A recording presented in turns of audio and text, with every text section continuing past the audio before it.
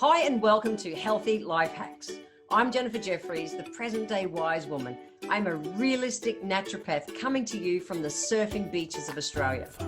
This show is for those of you who are wanting to really rock your life and rock your health and just live from a place of prevention, not waiting to get sick and tired and sucky.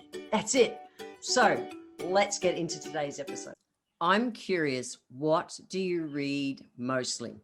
Do you read fiction or do you read non-fiction books? Me, I swear I've read non-fiction books for, my gosh, the majority of my life. I've never really been into fiction books, I just haven't. I've really had a hunger my whole life to want to learn stuff. I've wanted to learn about other people. So I've been really big on autobiographies. I have read so many amazing leaders' stories and just people. I love that kind of stuff to the max. And just learning stuff, I can't help it. And then the self-help world came along and it was like, oh my gosh, there's so much I can just learn about life. And I've been on this treadmill for, honestly, the majority of my life. I've only ever read nonfiction books. About 3 years ago, when I did a Marianne Williamson's women's retreat in Los Angeles, I made a correction. So this was a workshop that was all about bringing forward your feminine energy.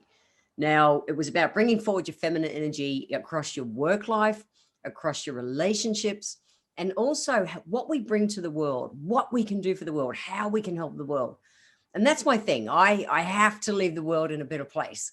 It's like a driver that's in me. I can't stop it. I just want to leave it in a better place. I want to do my bit for the planet. And so Marianne Williamson was really, she really dove into, what the difference was between masculine and feminine energy. Now, I've been driven by masculine energy most of my life, and I really only understood the difference of masculine energy versus feminine energy at Marianne Williamson's retreat. Now, masculine energy is the doing energy. It's the do. It's the driven, achieve kind of energy, where feminine energy is all about being, and just you can achieve so much more when you're in more of the being versus the doing. Now, you still have to do. It's about a balance of both. But where I've had such a strength and achieved so much in my life, being in my masculine, being in that, that driven kind of mode my whole life, at the same time, it's been out of balance. And so a huge change I brought to my life. And this might challenge some of you guys as well. I know it challenged me, but I just finished a book this morning and I thought, I'm just going to speak into this because it's been a big challenge for me, but I've really enjoyed it at the same time.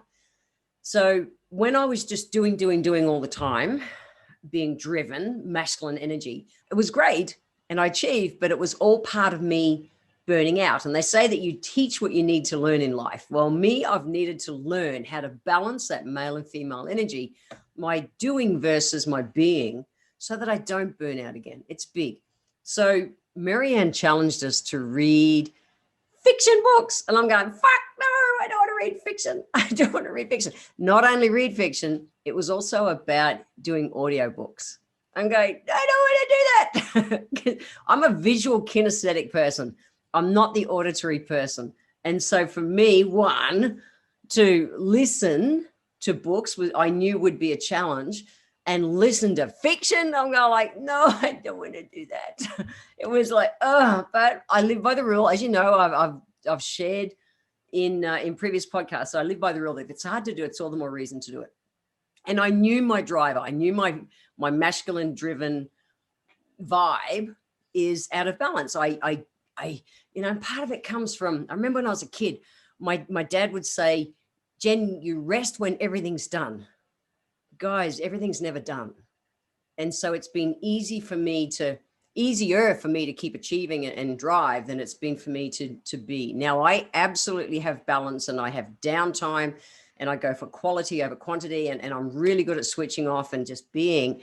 However, my day-to-day kind of operation has been more masculine driven. And I'm not talking male, female energy. I'm talking that masculine, feminine vibe. And so for me, I've really consciously been working on ways to raise my feminine energy. I'm not doing the girly energy. It's not that. It's that essence of life, feminine energy. I've really consciously been working on that for the last 3 years to bring it more into my life. Now, reading fiction books and listening to fiction books more than reading has absolutely been number one. That was the place I started. So I thought I'd share a couple of other ways that I've been working with that I learned from Marianne Williamson. And look, there's nothing new. There's not rocket science, guys, but bringing it to your attention can make the difference. So the very first one is to start listening to audiobooks, but fiction books. Pick your realm. I've gone into some really cool kind of mythical kind of books and stuff, and it's been fun. And part of that is that your feminine energy is your creative energy. It is, it's your creative energy. And so that's big. I struggled with creative for years because I thought creative meant you had to paint amazing paintings, which is not my thing. But I realized that my creativity, and I've realized this years ago, but my creativity comes out in my writing. I've written a bunch of books and I love writing and sharing information, but also in my gardening. They're my creative kind of release areas. Through listening to fiction books, without a doubt, that creative buzz in my brain has grown so much and I've really enjoyed it. So that's one, start listening to fiction books. There you go. The next one is to tune in and slow down. So it is, the feminine energy is that being just settled. Now I did it this morning. I hopped up and the first thing I did was I went out and I did a lap in my yard but I've done this for a long time. I really chat to nature. I'm big on talking to my plants. I talk to my plants, guys. I love on my plants. They are a living being and it's real. And that's part of why my garden is so prolific. It's because I put that vibe in there, but it's that caring, nurturing, femme kind of vibe. So if you are that go fast all the time, and I'm a go fast, holy shit, I am your textbook ADHD kind of chick. They didn't have names for us back in the day, but that's it. That's my vibe. But I know how to balance it out. So I consciously, for me, walking my garden and taking time, touch every plant. That is a way that I've always done more, probably good 15, or probably 20 years. I've definitely tuned into plants. So that's one, probably 30 years, probably my whole life. Actually, I get that from my mum. That's one. Another one for raising feminine energy is to remember to do your self-care, to really nurture yourself. So even for me, one of the things I love to do is I love to bath more than shower. And I've talked about that in a previous one. I love to use all the oils and they go, I just love soaking in a steaming hot bath, just with all the aromas around me. That is a little something that I can do even on a daily basis, just to nurture myself. And that helps to raise that feminine energy. Now, there's lots more for raising feminine energy, but for me, they're the main ones that I've been able to do to really help bring that through. And did I squirm when I first started listening to audiobooks and fiction books? That's bloody oath I did. I really did. It was so uncomfortable for me, but I know how it's been really beneficial for me. And as I finished this book this morning, I thought I need to talk about this because this is something very real. So I want to leave you with just a few healthy life hacks today. Number one is to start, reading, but preferably listening on audiobooks to fiction books, but don't just listen to them. Let yourself get lost in them. Number two, healthy life hack number two is to notice when you're in that doing mode, doing. Stop, breathe, tune in, bring yourself back into balance and bring up that feminine energy. And then number three is to remember to do self-care.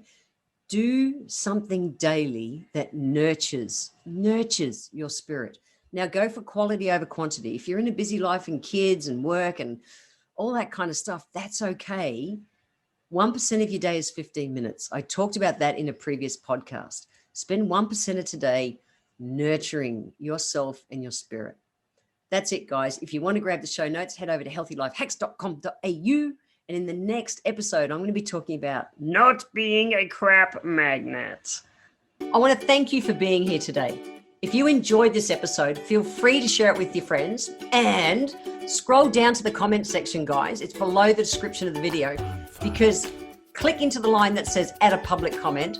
Add your comment, click the comment box, and every month I draw one lucky person who leaves a comment down below to have a free 1-hour consultation with me. Also, be sure to subscribe to the show and like it so that you're always catching that next episode.